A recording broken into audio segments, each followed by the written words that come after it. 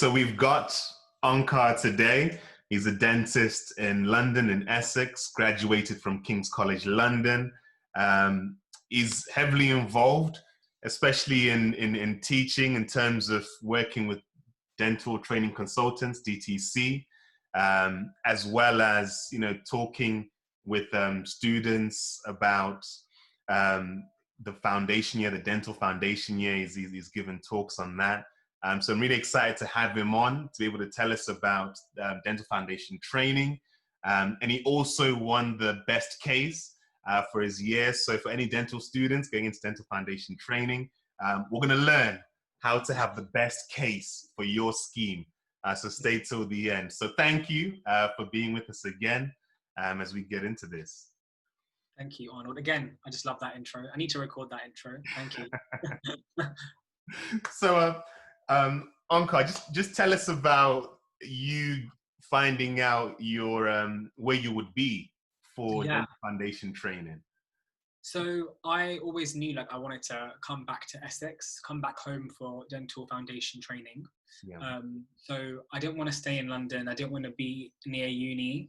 Although I had a flat with my friend in my final year, and London was a possibility for me to stay in that flat. I just wanted to come home. Yeah. So I did my foundation training exams, as I'm sure people watching this will have an idea, but those that aren't dental, dental foundation training is like how doctors have their F1 year, their junior doctor year. We have a junior dentist year called our DF1 or DFT or VT. It's got loads of acronyms. Yeah. So you do one exam, which is a big interview, and you have an actor, and you do a scenario, and then you have an ethics station, and then you have a situational judgment test, where similar to in the UK CAT, or similar to any sorts of medical degree, you have that exam where you rank scenarios and rank things from good to bad, etc. Yeah. So we did all of that in December. Didn't really hear back, actually, because they usually release the results in February, but we were the first year where they released the results in June. Okay. So normally you only have to wait for 4 weeks, but for us we had to wait for the whole year. So that was why was that? I have no clue why they did that. It was down to Health Education England, and they just changed the system for our year. It was a bit unfortunate, because if you have to move somewhere far away, it only gives you 6 weeks to find a flat. You know what I mean? So it's a bit more stressful. But anyway, that all happened. I had done my finals at uni. I knew I had passed BDS. I was quite happy. I was chilling. It was literally, I remember it so clearly. It was a Thursday and I was home alone, because Thursdays when both my parents go to work. So I was home alone, I was chilling, and my email popped up on my phone, and it was DFT offers been released. So I logged in really quickly to the portal, and I saw that I'd got my first choice, which is the Essex Coast scheme, which has now been renamed to Northeast Essex and Suffolk. It's got a new name, but I checked it and I was like, well, I've got my first choice. So at this point, I was obviously ecstatic. Your phone starts going off, everyone's messaging each other, and I was really happy to move back home. I then found out I got that practice, but then the next stress from that was picking the practice within the scheme. Yeah. So I found out I was back home, but I didn't know where I would be just yet. Yeah, no, well done for that, because I know London's a very competitive area to apply for schemes. I know quite a few people from my cohort were applying to London, and this is all the way up north in Lancashire. People were trying to apply to London, so I know how competitive it must have been. So how did you go about choosing the practice within your scheme? So where I'm based is basically, there's the scheme itself, Essex Coast. It kind of stretches from Brentwood, where my practice is, like I said, where they filmed that TV show, Towie, from Brentwood, and it stretches all the way to Watford. It's a bit weird geographically. It kind of goes literally along the M25. But within the practice, within the scheme itself, there was the practice in Brentwood that I really liked, because it's the the big practice of the scheme. You know, it's got loads of surgeries, there's specialists there, NHS and private. So it's quite well regarded within the scheme. And I knew that I wanted to stay local, like a 20-minute drive maximum, or half an hour drive. But I also knew that that practice had a really good reputation.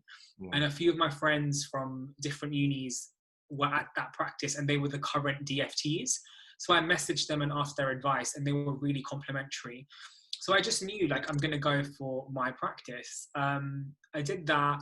Then I just ranked the other ones that I sort of liked. And then I ranked the ones that were far away, lower down. Because, like, I didn't want to be driving from Essex to Watford every day. Like, that's, for me, like, that's not Essex.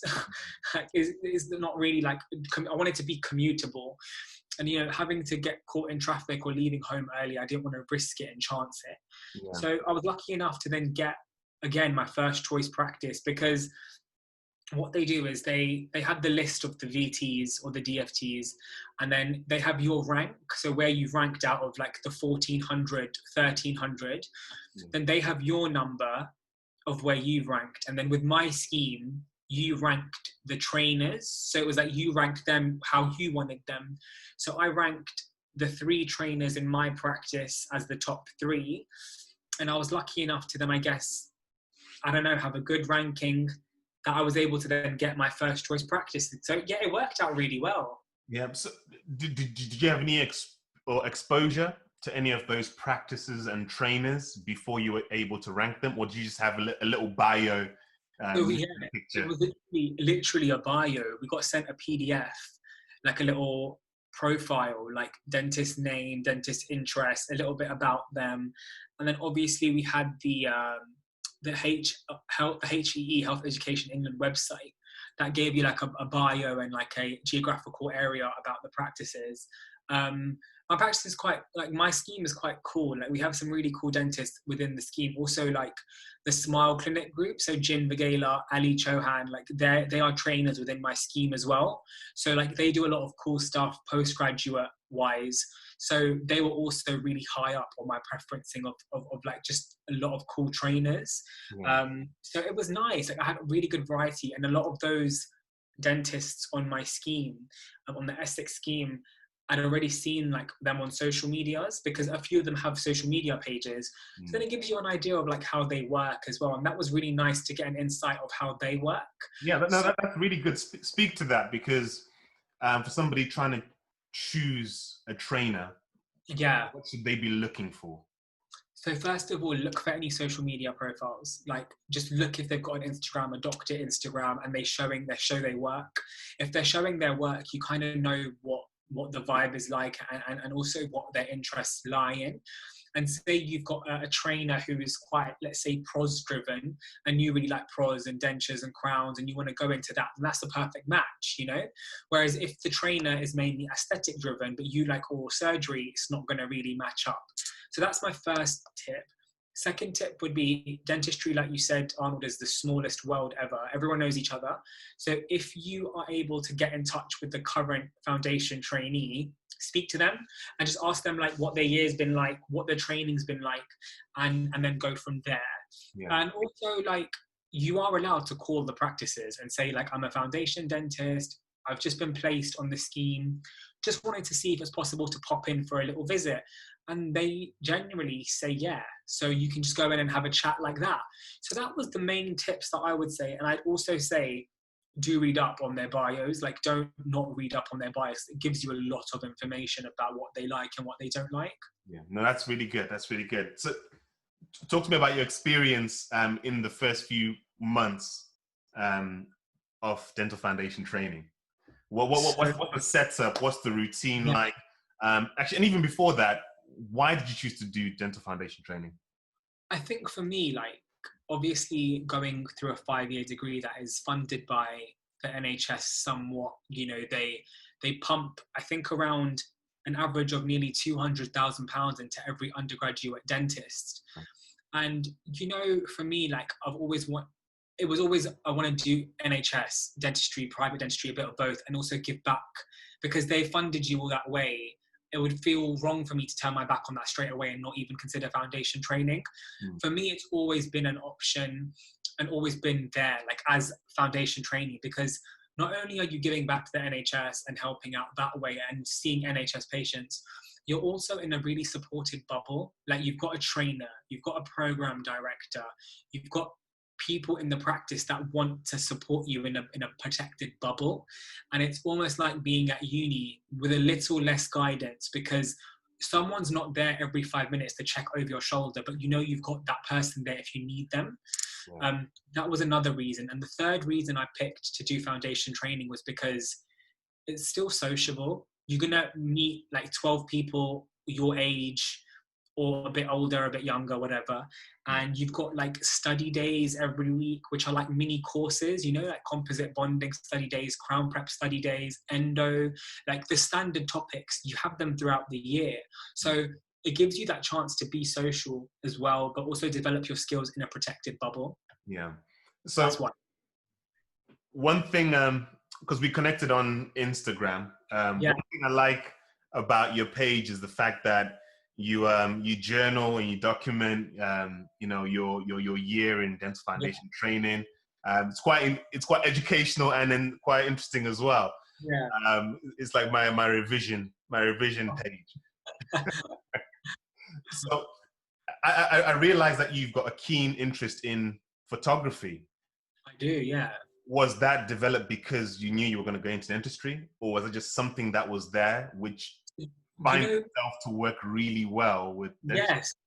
Yeah, literally that. So going back to gap year and going back to me as little 17-year-old Onkar, my dad's always been into photography. So like, you know, like I said, I spent a lot of summers in Kenya.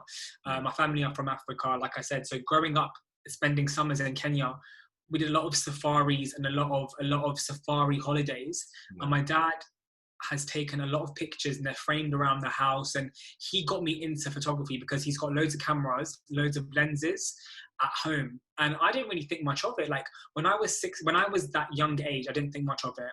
Then when I was 16, we went to New York, and as my dad, I'd finished my GCSEs and my dad took us to New York. Me and my sister's a bit older, but she had finished her uni exam. So it was like, he took us to New York as like a little gift.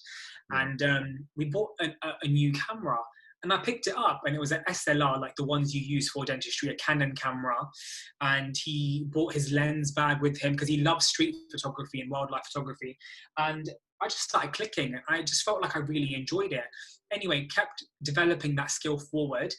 Did a bit of like casual photography, a bit of wedding photography. Indian weddings are so colourful, and being Punjabi, like there was always one in the family. So I was able to take pictures at weddings. And then I did a photography course, like a very casual 2-day weekend course. Yeah. And that was it, Arnold. Like that just developed my passion. And I didn't actually realise how much it would help in dentistry, because I've never thought of it. Like I knew about macro lenses beforehand. I knew about ISO and exposure. I knew about everything before, twin flashes, soft boxes, because of my dad and because of the exposure to that environment. Yeah. But I didn't know how much it would benefit my dentistry. No, it was very by chance. Yeah, no, I think it's an essential skill to have in dentistry. And if you were never aware of it, you find out how essential it is when you start practicing. Exactly. Just for being able to track how your work is coming out and being able to improve from your past cases, and just showing patients, you know, how their teeth are, you know, any damage, any decay, like just being able to show your patients and even prospective patients, you know, what you can do, showing them what you can do. I don't think it's talked about enough, dental photography. It's not like, I think like, you know, I know everyone doesn't have the funds to buy like an expensive SLR. You know, you can get those intraoral cameras, like a small webcam, and they're wipeable, they're brilliant.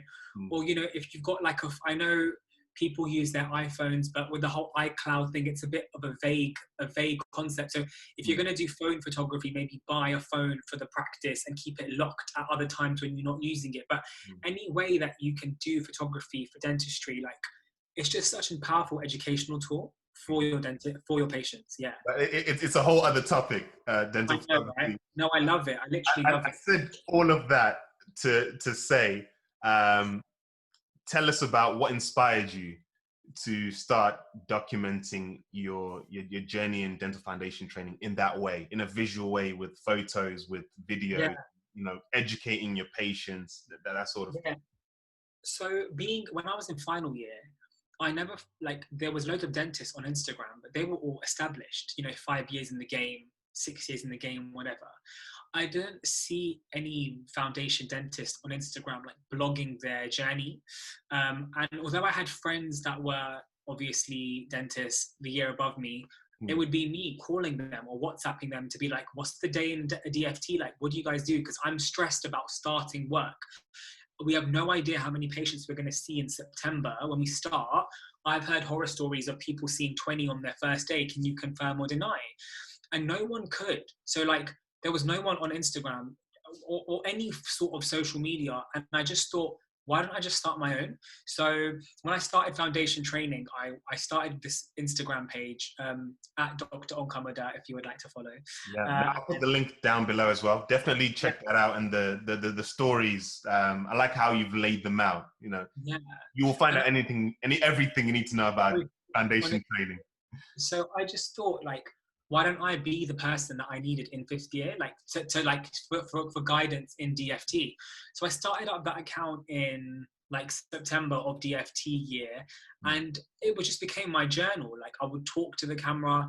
Okay, like at first it's a bit cringy. Like, you're a bit like, why am I talking into a phone like this? But you kind of get over it, and then you move forward with that. And I just thought to document everything in a very unfiltered kind of raw way.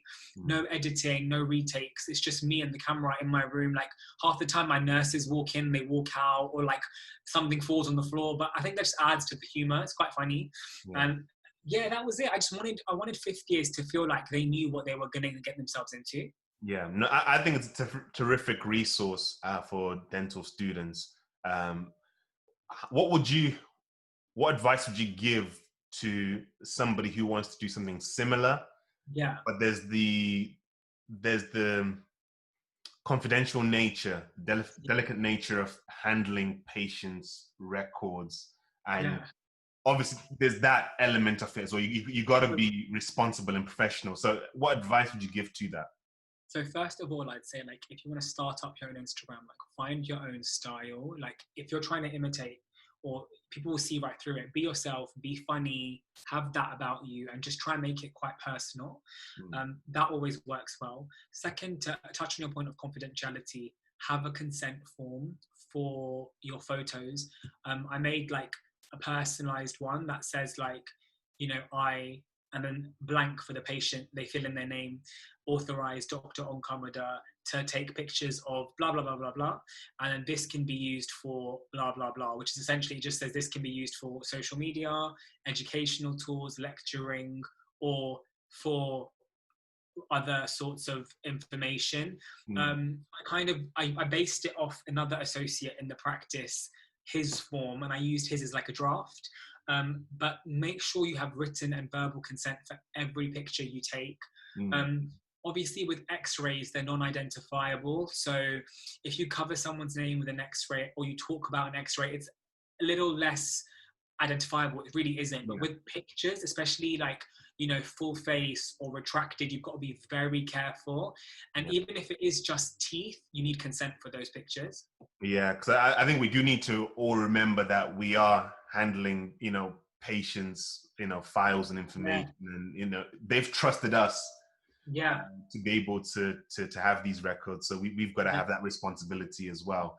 But like I was saying, I think you've done it in a really good way, in an interesting way, in an engaging way, and it's a really useful resource. So talk to us about some more about dental foundation training. So what are some highlights that you've had from the year? So, like, it was, the first few weeks were quite intense. Like, I thought the jump from fourth year to fifth year undergrad was intense, but the jump from fifth year to DFT is a lot more intense. My like normal day is 8 to 5. So first patient is 8 o'clock. Last patient's usually 4:30. Like, we'll book in something minor.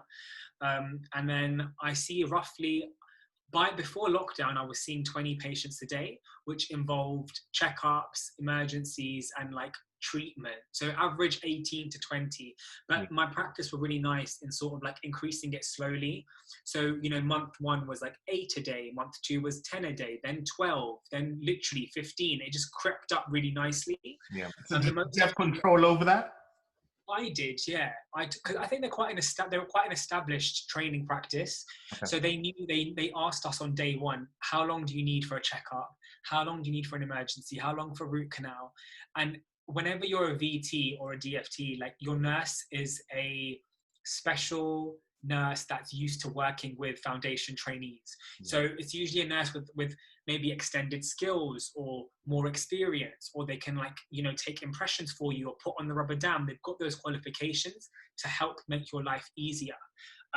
That was a blessing. My nurse, I've had 3 nurses because we've got a big practice, but they've all worked with VTs and they're all amazing. So I can't even like stress enough how much your nurse makes your foundation year. Moving forward on the point you've said, like, yeah, 8 to 5, 4 days a week, and then 1 day a week is a study day.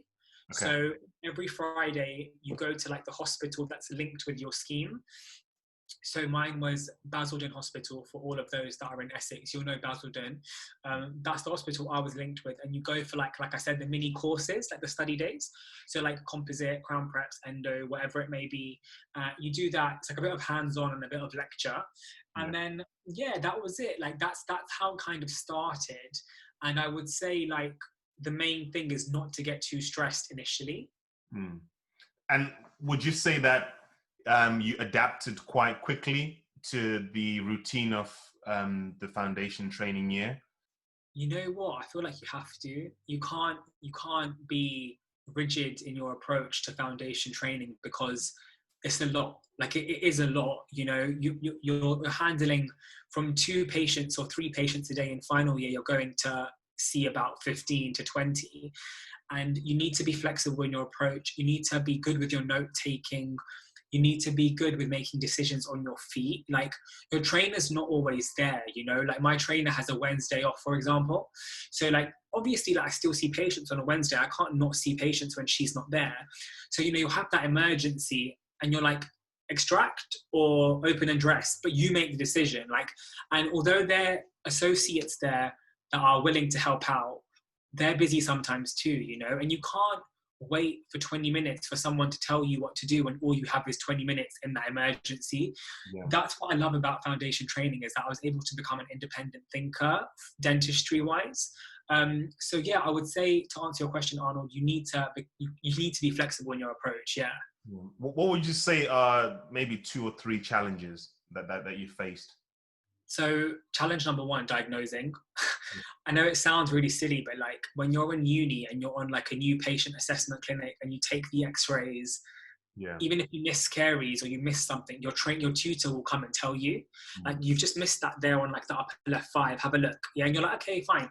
When it's just you on your own, you are literally triple checking those x-rays, especially in my first like 3 months. I was triple checking bite wings and talking through them with the patient for like 10 minutes. But now you're like, okay, this, and you just know, you know, what to look out for. Step 2, I would say, don't feel too overwhelmed with all the new information you're going to get. So, you know, a lot of people I overlooked it. No one teaches you how to write a referral letter to like the orthodontist or like the oral surgeon. No one teaches you how to write a prescription. So like even writing your first prescription on a yellow piece of paper, like you don't know how to do it. No one teaches you how to break that bad news. I know we get taught how to do it in an OSCE, but in real life, real life is different, you know? An actor is an actor, but a patient is a patient. So like that is really important. And I think for those things, like I've mentioned, it's all about doing a little bit of prior reading. So like find out who your referral centers are, find out how to write a prescription, and find out like what the local protocols are. I did that. Like I did that in my first week, in my induction week. I had everything ready because I knew if I need to refer someone or write a prescription, I don't know where things are, I'm going to look really unprofessional. So would recommend that. And you said a third tip. My third tip would be, don't take things to heart, because you're going to have patients that maybe a bit difficult, or they may walk in and say, you look quite young, you know. I've had the classic "have you done this before" line so many times this year. What do you say to that? I'm like, yeah, I have. Like, well, of course I have. I spent 5 years at university. Like, I had a patient ask me about I did an extraction in October, so 4 weeks into DFT, did an extraction. And patient came in, emergency, and he was like, I know you're doing, so he was like, have you done this before? And I went, yes, sir, I have. I spent 5 years at university. I've taken out well over 75, nearly 100 teeth. Don't worry, you're in good hands. And he goes to me, I'm really sorry to say this, but the other dentist that I used to see would have had it out by now. And I was like, I can understand that. I get it. I'm just doing a few checks beforehand, but I promise you, once I've done the checks and taken the x-rays, it'll be out. I did the x-ray. I got the tooth out in 3 minutes, Arnold, literally 3 minutes. And he was like, oh, you weren't so bad after all. And I was like, oh, there you go. So sometimes you just got to kill them with kindness and not kind of step up to the plate. I know we're all quite defensive when we start as a VT. You're like, oh my God, I'm new, I'm young. Don't step up to it. Don't rise up to it. Laugh it off. That's all you can do. Unless someone's being like derogatory or they're saying things about your ability, obviously that's different. But when it's an older person making like a cheeky comment that you look quite young, take it as a compliment that we look young, because one day we're all going to get old. and sometimes what I find is it's patients that have gotten so used to a previous dentist that any change makes them quite anxious, and in their anxiety and with their nerves, they're asking these questions, and if you're not ready for it, it can take you off guard. Yeah, of course. Take you off. Yeah. So one of the major parts of foundation year is the case presentation. I know a lot of people stress about that. During my year, a lot of my cohort stressed over that. Just tell us about the case presentation element, why it's there, and what are the steps to actually providing a good case presentation at the end. Yeah, no, for sure. In like final year of dentistry at dental school, you have a case pres. Like I know I did at King's. It's the same format as a foundation trainee.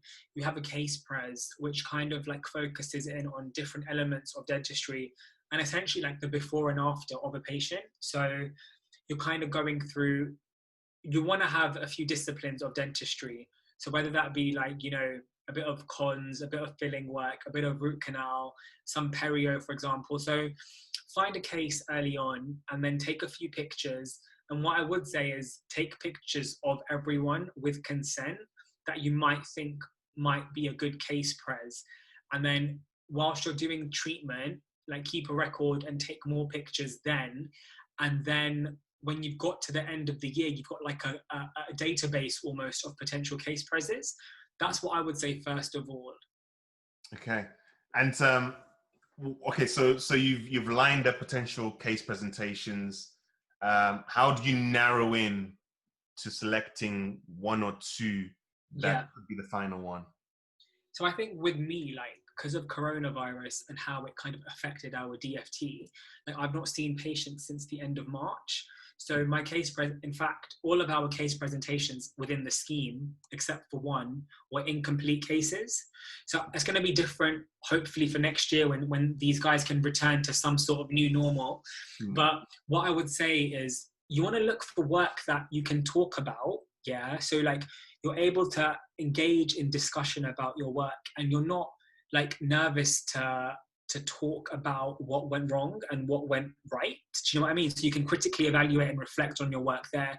Also, if there's something you really like, for example, like root canal, and the case has 2 or 3 or 1 root canal, then that's perfect. You can talk about your passion a bit. So what I'd say is find the disciplines that you like. Make sure you can talk about them. Make sure you're passionate about them, and then make sure you reflect on it throughout, and also have some really good pictures, because pictures is what makes it. So actually, yes, again, there pictures come into it. For somebody that's not like yourself, who's not really into photography, where picking up a camera is like alien. Yeah. How would that sort of person yes. get to a point where they're comfortable using a camera Yeah. on their patients. That's actually a really good point. I didn't think of that. That's a good point. Basically, as a trainer, your trainer is meant to be equipped in photography and those skills, part of the skills of being a trainer. They also should provide you with a camera with the correct lens, which is 100mm macro. That's the lens. Most trainers should have that in their repertoire. If you don't feel as if you're confident with taking pictures, most schemes have a photography study day in like the first week. We had a study day on photography in literally week 2, and they were like, bring your own cameras, or we'll bring the cameras, and like we'll teach you how to take all the views. So like retracted, buckle, upper, lower, we did all of that. And it was really, really useful. So you'll learn it in your foundation year, but then also speak to your trainer if you feel that your skills aren't up to scratch and not developing as quick as you'd like. But then my third point would be just start clicking and snapping wherever you can. So like take consent, obviously, and then just start taking pictures, because the more you practice with photography, the better you get, you know? And I'm sure you know this as well. Like your first few pictures are awful. Things don't look right. The balance is off. It's got like a tilt. But then once you get to it, it's amazing. You just need to keep taking more and more. Yeah, no, that's very true. It's like anything. It's like starting, your clinical skills and your first few fillings and them being terrible, but after you've done a lot of them, you get much better at it. Yeah. And you ended up getting the best case presentation. So do you have any idea why that was, or were you surprised? So that literally was last week, so it's literally like fresh on my mind. I didn't expect to get it, but the competition was really like fierce between our scheme. There was a lot of really good cases, but from what I think, like going back on why I think I won, is because I reflected throughout the whole case presentation. So when I was talking, because we did it on Zoom, it was meant to be in real life, but obviously the times we're in now, it was on Zoom in a big conference call. Presented to all the trainers, and they asked questions like a Q&A format.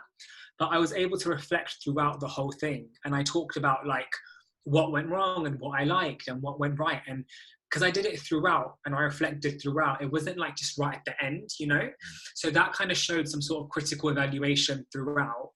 I also, again, sorry to say it to people that don't like cameras, but I had a lot of photography like throughout, and workflow photography, like composite, like I did a few composites in the case pres, and I had like preoperative and then during, so like caries removal, so like a picture with all the caries coming out was quite nice. Then pictures of like the cavity all cleaned, and then a picture of the bonding steps, like how you see in magazines and Instagram. I took a lot of influence from social media and magazines and stuff and journals for my photography style. And then also, like, for example, my root canal in my case presentation, the end result, it was a lower molar, lower 6, and one of the canals was a bit sclerosed, so it was a bit tough to get down all the way. So it was about 1.82 millimeters short, but it was short, and I spoke about that honestly, and I gave all the pros and cons of it being short. And obviously I offered my patient a referral at that point when I realized it would be short. But I think because I was so honest and open about it, even though there were people that had like brilliant root canals that were perfect, I just think I showed I owned it. Like I took ownership of the endo being a bit short, and I gave all the options to the patient of what they could do, but they were happy to kind of stay on. And I think that reflection and that honesty is what is hopefully, I think, along with the practical skills and the photos, is what kind of set me apart. Fantastic. And I hope this really shows through in this discussion that photography is really important. So even if you're in sixth form, just getting used to taking photos if you've got a camera, even through dental school, and spending extra time, when you get, a chance to use the DSLRs, just really honing that skill, so that by the time you get to foundation year, you're comfortable picking it up, taking photos, because you don't want that to be another burden on your mental process, because you're trying to get used to handling patients, being able to do this treatment, not miss out caries on an x-ray. And then now you've got to think about this photo which won't flash or which won't do what you Yeah. want it to do. No, and like I'm obviously like someone that's had photography experience, but even for me, like when I was in fifth year, because they gave us the cameras in fifth year, right, to find our case presses in our final year. When I started taking pictures in final year, it took me ages. Like, and then even when I like taking a full mouth set, which is like 1, 2, 3, 4, 5, about 6 pictures usually, right? Yeah. So when I it took me about 45 minutes. Then when I started DFT, I was doing it in about half an hour, and then in about March, I could take a whole set of the mouth in 10 minutes, and I felt quite happy with that timing. It wasn't taking up too much of the appointment anymore, because initially I'd book a whole appointment for photos. I think we all did that. You need understanding patience for that. Yeah, you really do. But like, you kind of make a joke with them, like, I'm here for your modeling photo shoot. That's Come on, and they like it. Patients. I've really found in my foundation year, and I don't know if it's because I talk to them a lot, or like, I'll be like, come on, turn around, let's look at the X-rays together, and I talk them through it. I don't know if it's because I like to have them involved, or I like to treat them how I would be treated as a patient. But they've all been so supportive, and they know I'm a foundation dentist. Some don't, some do, but they've all been so supportive. Like, I've only really had 1 or 2 cases with patients that have been a bit difficult, but the rest have been so nice throughout that I've been so lucky. I can't really say anything about how great it's been. And I think part of that will clearly be because you're treating them as a human being. You're showing them that you're genuinely interested in their well-being. They're just not a set of teeth. They're more than that. And I think patients pick up on that. And you're taking photos. Nobody takes photos of me, and you're spending a whole 30 minutes taking photos of my teeth, of my mouth. You're showing that you're really invested, getting it right for them, and I think they appreciate that. Yeah, and I should hope so. And it's been a really fun year. Like, with foundation training, like, all I can say is just like really immerse yourself in it. Don't hold back from treatment, especially when your trainers are so supportive. It's their job to be supportive. Like, if there's something complex and you're a bit scared to tackle it, do it with your trainer. Just really dive into the deep end by like November and start challenging yourself, because that's when you make those skills. And it's a bit unfortunate that ours was kind of taken away from us, but with all that's going on in the world and with coronavirus, you've got to put it into perspective. Like, it's in the grand scheme of things, not being able to see patients and finish my DFT year is minor compared to what's going on otherwise. But I think make the most of everything. Like I said, I think you've done quite well in that respect, because even though your year was cut short with Corona, you were able to help out. You were able to be charitable, sort out the scheme where you were able to give out to the homeless shelters, to frontline key workers, to care homes. Just doing things like that and being proactive. I think that's something that you were quite. It was quite good to see you do that sort of thing. Yeah, it was nice. It was something I wanted to do just to help with the COVID the COVID crisis. I can't take all the credit. Like, obviously, with dental training consultants being, people that have helped me throughout, and now I work with them, like Dr. Shavana and Zahid, Dr. Zahid and Dr. Natalie Bradley, like all of us, kind of the whole team. There's a lot of us, about 15 of us. We all kind of got involved together and thought, what can we do to help, So it was really nice. And I think by the end of it, we had about 10,000 donations in the Essex and London area.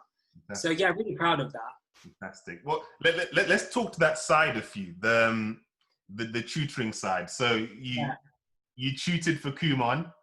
I did. Did you find it on my LinkedIn? Explore Learning as well, and you're tutoring now for DTC, and also the Medic Portal. So, are you going to be a future supervisor, a future trainer? Is that something that you see yourself going towards? Yeah, I like how you've gone through my LinkedIn profile. Thank you. This is good research. Not a lot of people know about Kumon, but yeah.